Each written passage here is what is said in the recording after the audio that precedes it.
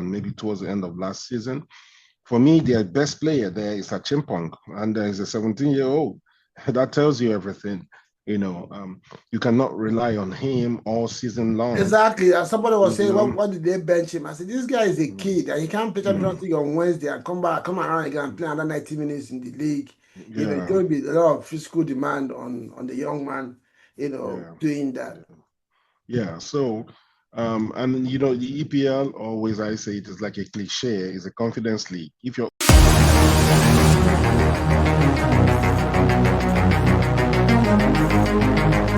watch Tranzeet TV right now. Tranzeet Sports TV back again to the whistle. Back again with my main man Ugum. Nimi couldn't make it. Man like if he's not here, Bados as Kote. These guys, I don't know if it's engagement or if it's Ateta fever holding guys back to come on the show. Ugum, good to see you again, man. What a weekend. Second weekend in a row. Arsenal capitalizing on results elsewhere, sitting on top of the league. Man, it seems quite surreal. The results are getting better and better as we did passing weekend. And, when we are thinking, hey, will Liverpool lose? Will Man City ever lose? Will that happen? It's happened twice in a row, if not at least 2 times in the last 3 weeks. And we've managed to win. And so it's something to be delighted about. I just want to welcome everyone to Tranzeet as well. Please stay tuned, keep subscribing, keep sharing with your friends and your enemies. We are here to stay. We have a lot going on this season. So let's keep rolling. Yes, guys, don't forget to subscribe if you are new to this channel. Share the video as well and comment. And most importantly, let's have engagement on these videos. Let's know what you think. Ours is to let you know how we see it, but we also want to know how you see it. Starting for the weekend, usually we come on this program, The Whistle, to look at the games, some outstanding games of the weekend and results that have shaped the table, so to say. And we're going to start this weekend. We have 2 games for Saturday. Chelsea losing at home to Sunderland, and of course Brentford at home beating Liverpool 3-2. Chelsea losing 2-1. We're starting with Chelsea. I look at that game yesterday, and I think Chelsea scored first. I mentioned it to you when we have the conversation off camera that in the summer, a lot of people were hailing Chelsea for the revenue they recouped from selling players.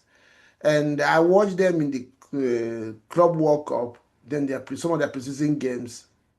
I kind of felt that team was not built, was not balanced. Some of the sales that they made were not good for the entire squad and the buys that they did, because I think what happened one time Chelsea was even ready to buy, a lot of the players they would have bought were already gone. So they just left with some scrap people like Garnacho and Sancho and all the players like that, to try to do deal for. And now I strongly believe that that squad, the way it is what is affecting Chelsea. First of all, because of the age of some of these players, and they are not able to handle the intensity and the pressure at this level. A lot of Chelsea fans, talking about the game yesterday, a lot of Chelsea fans were on Maresca that he made 8 changes to the team that won midweek in Champions League.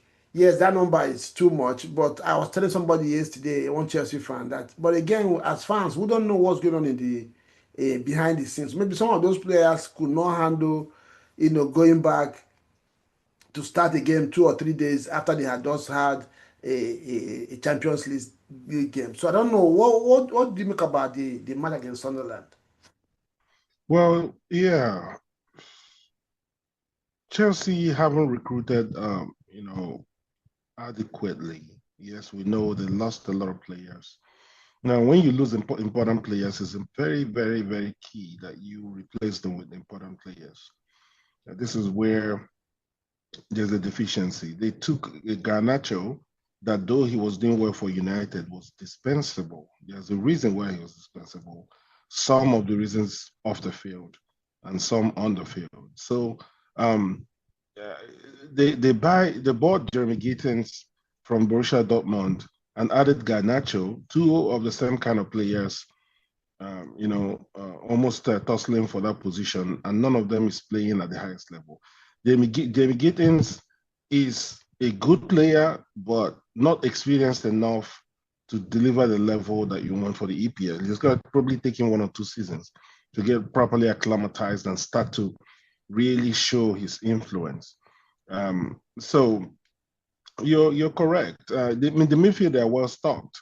The likes of Caicedo and Lavia and Fernandez, are all really good players. But it's still lopsided. The central defense. Remember, man like Ify, there's always with us on Tranzeet, all alluded to the fact that their defense was lacking. He said that was the only thing that wasn't inspiring confidence for him, and it's starting to show. Looks like Chalobah has regressed a bit. He's not really performing at the levels that he held during the Club World Cup and maybe towards the end of last season. For me, their best player there is Achimpong, and he's a 17-year-old. That tells you everything. You cannot rely on him all season long. Exactly. And somebody was saying, what did they bench him? I said, this guy is a kid, and he can't play Champions League on Wednesday and come around again and play another 90 minutes in the league. It's going to be a lot of physical demand on the young man, doing that. Yeah. So, and the EPL, always I say it is like a cliche, it's a confidence league. If your opponents are confident that they will get something from you, they will attempt to get that thing from you. It's up to you to, show a level of quality that will discourage them from going at you. Try, exactly. So Granit Xhaka was there, experienced, wily, veteran that knows how to deliver during games.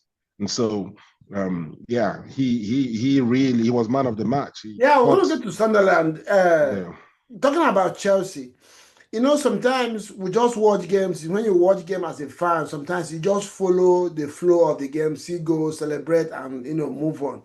But when you begin to look at the individual actions of players, because they say in football, every goal is a player's mistake. The second goal that Sunderland scored, I was trying to scrutinize that goal, and I don't know if you agree with me, I kind of put that in the doorstep of Sanchez. And why do I say that? When that long ball was played, Sanchez was not in the picture in any means. And it took a lot of bounces, getting to the balls. Sanchez was still not there. Then the player took control of it. And that takes me back to when Arsenal is playing, especially the match they played today.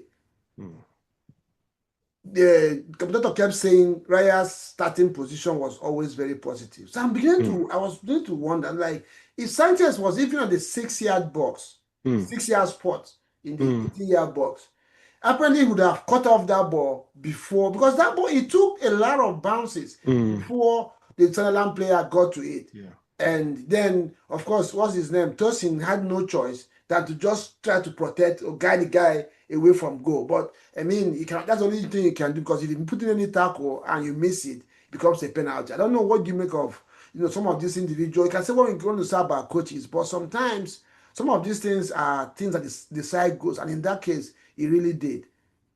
Yes, you're right. It boils down to the quality of the keeper and the coaching. Coaching most essentially, because if the coach is one that's pragmatic enough and knows how to, place his players, the coach would normally tell the keeper, when we are on the attack, step out. Step out and help the team.